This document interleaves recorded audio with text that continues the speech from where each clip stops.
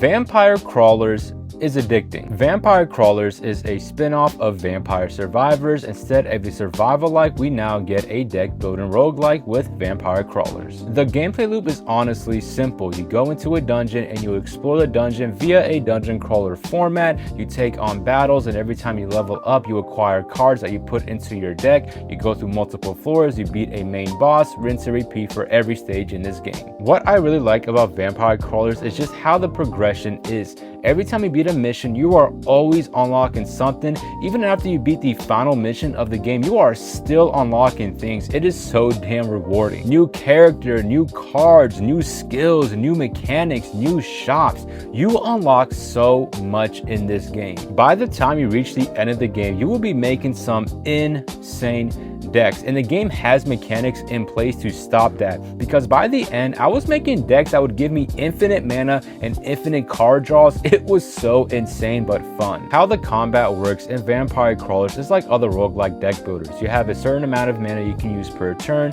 Every card in your hand has a mana value. However, where Vampire Crawlers differs from other roguelike deck builders is that this game rewards you for playing cards in mana order. So if you play cards via mana 0, 1, 2, you will get a combo for playing the cards in that order. You will also notice that cards have different colors. For example, there's red, yellow, purple, and blue cards. Characters in this game have specific traits to them. For example, there is a character where if you play yellow cards, you will draw an extra card. So there is a lot of building, theorizing, synergizing you can do between all the characters, skills, and cards, and it feels so rewarding when you make a crazy deck in this game. Like I said, by the end, I was making some insane decks. I just love how simple this game is to its core, but how in-depth you can make it by the end. It gets really in-depth by the end if you wanted to, which actually does lead me into my first issue of this game. Some of these insane, crazy, OP, game-breaking decks you can make by the end of the game,